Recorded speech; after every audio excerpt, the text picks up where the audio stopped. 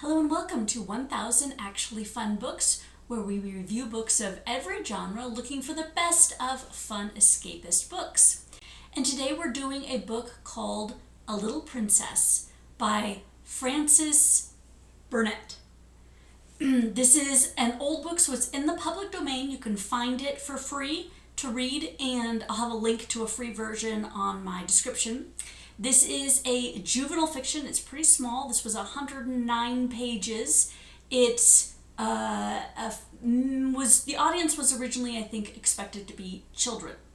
So let's talk about the plot first. The plot of this, if you aren't aware, there were at least two movie versions of this book made. One was with Shirley Temple, so back in the 40s or something like that, black and white version, and then a remake in the 90s by Disney. So if you've seen the movies, then you kind of have a good idea of what's going on with this. But in case you haven't, the plot is, it's basically a take on Cinderella. This is basically Cinderella with a child. So starts out a wealthy papa. She is taken to we'll call it a boarding school. She's sent to a boarding school with a substitute for the stepmother, the evil stepmother, who flatters her to begin with because she is a wealthy child with a wealthy parent. Then Papa dies and leaves her penniless. And so the Miss Minchin, the head of the school, is basically like, I should turn her out on the streets. But wait, that might give my school a bad reputation. It might be told that if somebody becomes poor that, I'll kick the kids out and to starve on the streets. No, I won't do that. Instead, she will be my slave, basically. An unpaid labor of all work, the most menial work possible. And she has to sleep in the attic on a hard, horrible bed. So she becomes Cinderella.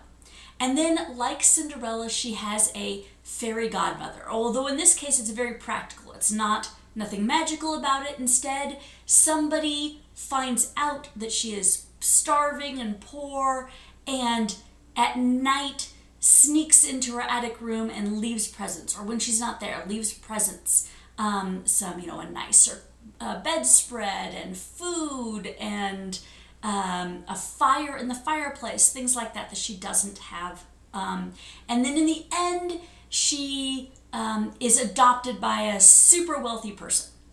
So you have that Cinderella type of storyline in this. Okay, so what I like and what I didn't like. So things I like. So first is actually the original motivation for Miss Minchin, the evil stepmother, who isn't a stepmother because she's not related at all, but the headmistress of the school, why she doesn't like Sarah, our main character, the little girl. And it's basically envy, jealousy. She looks at this little girl and she's clever and wealthy and kind, and she just hates all of that. She wants it for herself, and so she doesn't like this child. And I did like that because it is a good motivation. It's not a noble thing. It does not come across as a good bad guy, like a good character. She is a wicked, one-dimensional, horrid person. But at the beginning, when she makes the choice to dislike Sarah, you can see why. So I'm glad that the author did that. It wasn't just she's evil for the sake of being evil, but she is so consumed with bitterness and envy. Okay, the foreshadowing in this book was fantastic. So on page 16, we have, this is Sarah's talking, and she says, "Things happen to people by accident." She used to say, "A lot of nice accidents have happened to me. It just happened that I always liked lessons and books and could remember things when I learned them. It just happened that I was born with a father who was beautiful and nice and clever and could give me anything I liked. Perhaps I have not really a good temper at all, but if you have everything you want and everyone is kind to you, how can you help but be good-tempered? I don't know," looking quite serious, "how I shall ever find out whether I'm really a nice child or a horrid one.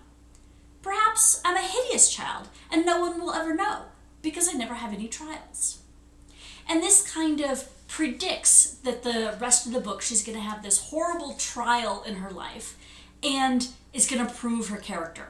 So the author did a good job on that, on foreshadowing what's going to happen. So the next thing I'll say is about the title, A Little Princess. Very appropriate. So that is the theme throughout this. So she is never actually literally a princess. But we do have an interesting take here. So she starts out very wealthy. She can get anything she wants. Her parents, or her dad, because her mom isn't in the picture, her dad is like, anything she wants to give her. And so she can have anything she wants. And so she is generous with what she has. She looks at herself and pretends to be a princess. And like, if I was a princess, what would I do? What characteristics should a princess have? And so she pretends she's a princess, and she is kind and generous to those, we'll say, quote unquote, are beneath her. She, wants to emulate what she thinks a princess should be. So then later, she becomes this impoverished, basically a beggar. She has nothing.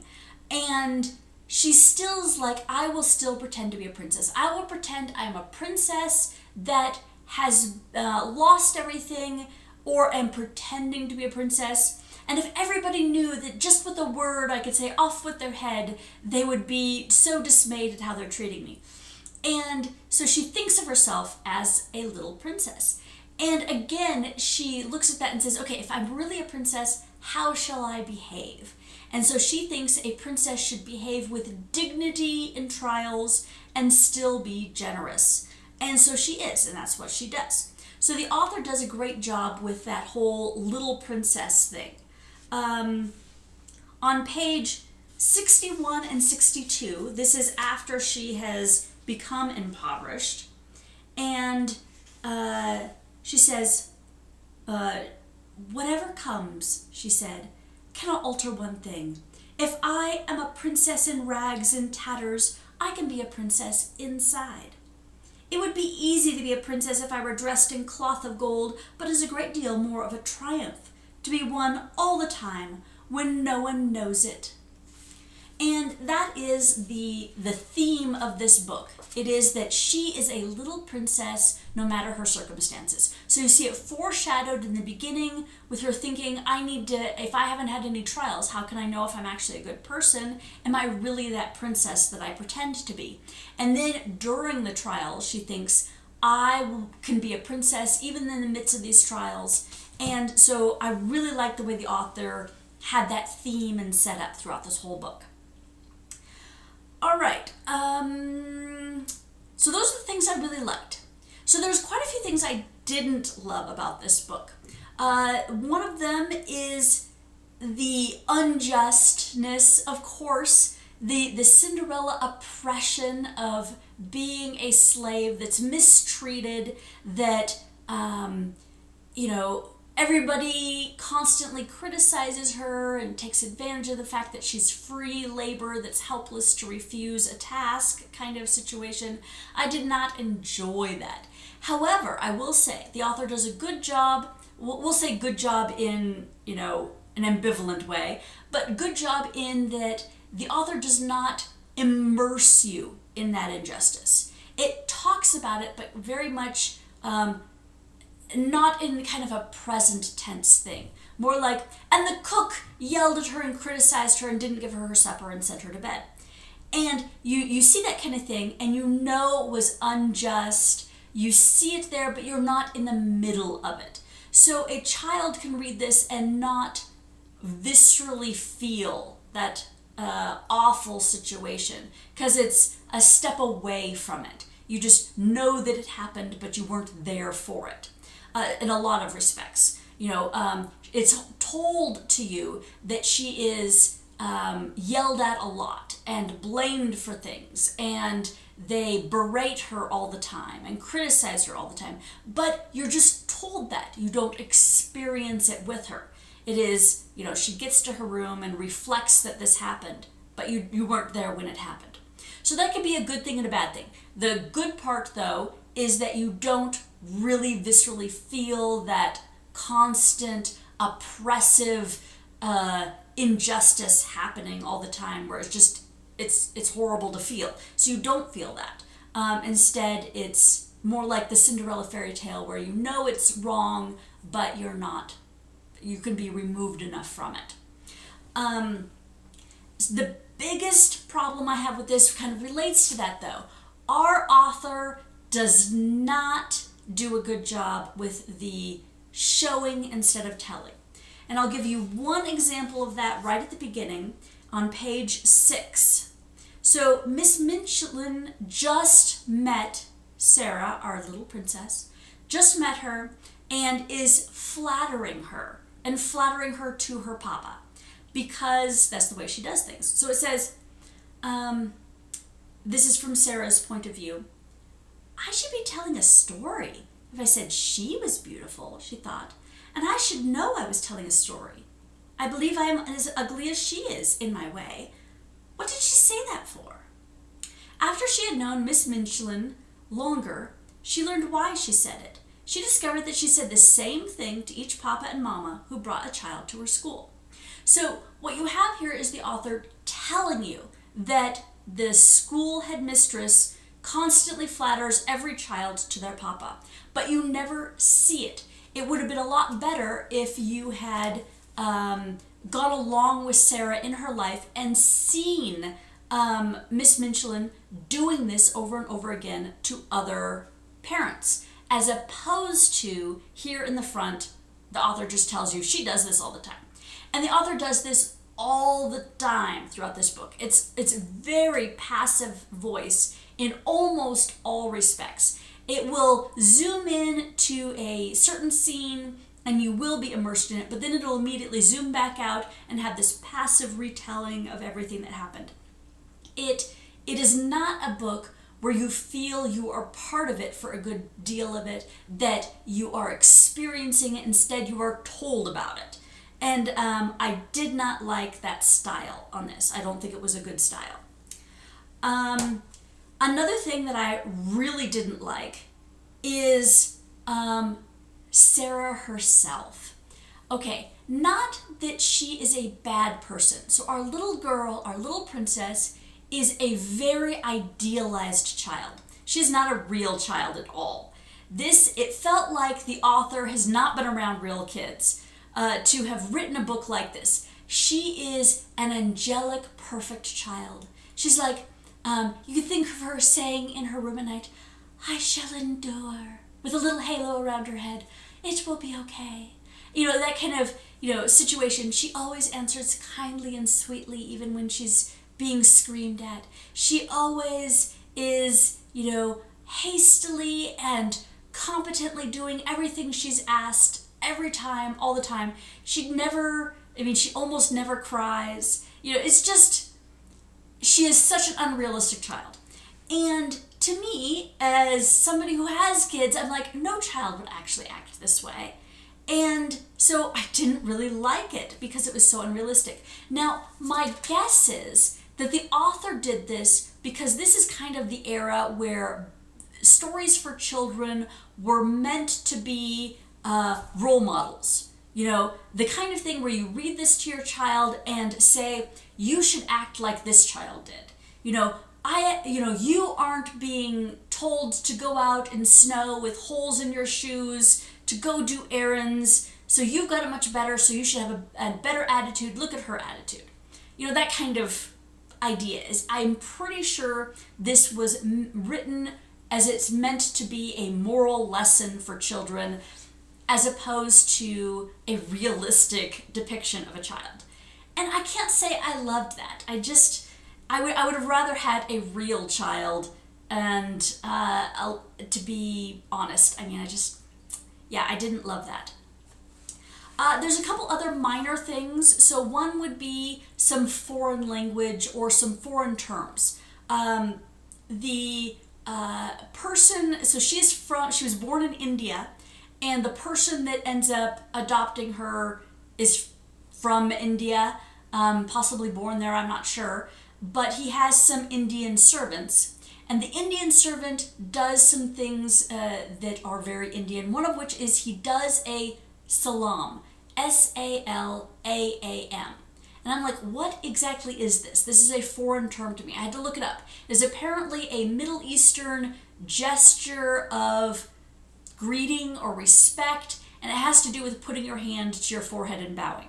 And I'm not sure exactly how that looks, so I'm not going to even try and replicate it. But that's what it is. And so again, it was a term that I'm like, I'm not sure what this is. There were a couple French phrases, again, very brief. None of these are big deals, but it would have been nice if the author had explained some of this. So, for example, when it says, the person salamed, and that's all it says, it would have been nice if he expanded on that, by doing such and such a gesture. Or when it has a French phrase, it would have been nice if it had interpreted it for you, who does not speak French. Things like that. So I didn't like that.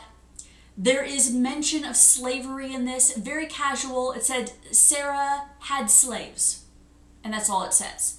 And so you're like, wow, okay. But again, this was written over 100 years ago, so that's just the way the culture was apparently at that time, and I'm not even going to comment on that any further. One more thing that I'm going to say as far as language goes and the culture of the time, use of the word queer. It comes up in this book so frequently that I literally went and did a search on the online version of this story, how many times the author uses the word queer. It was 36 times. Out of a book out of 109 pages, that's basically once every third page the author uses this word. And I don't mind the word. It's an old-fashioned word for odd, strange, weird, and totally fine. But this is just an example of an author that I'm like, get a greater vocabulary. Don't keep using the exact same word all the time. And that word is honestly a vague word. If you say, because he's always using it like, she was a queer child, she had a queer expression, she had a queer look in her eye, over and over and over and over again. Again, every third page on average, he uses this word. And you're like, just get a broader vocabulary, get more descriptive. What exactly is a strange look in her eye? Give me more detail than just, it's strange. So I will say I didn't love the lack of diverse vocabulary in here. Okay, so I think that's pretty much, looking at my notes here, I'm pretty sure that's everything that I have to say about this book. So my overall impression, it's okay. I wouldn't go out of my way to read it to my kids. I wouldn't necessarily go out of my way to, recommend it to somebody. It wasn't bad. It's a product of its time. It's a classic tale. So if somebody just wants to read something that's short, again, it only 109 pages, that's certainly a quick read. But honestly, I would recommend watch a movie instead. It would probably be more fun. And so it's okay. It's not quite bad enough that I would give it disappointment level, but it's not good enough for me to highly recommend. So we'll put it, in the middle. It's okay. So my next book is going to be a literature book, a drama book, I guess. It's The World's Fair Quilt by Jennifer Chiavarni. So this is about just some women, and there's a fair, and I think there's a quilt, and it's all about the drama, the relationships between all the people. So not my favorite genre, but kind of, it's a short book. It looks like it'll probably be a quick read. I'll try it. I will say I'm coming into it with kind of a low expectation of whether I will like it or not, but you never know. Something different can be fun. So thank you for watching, and I hope you will join me next week.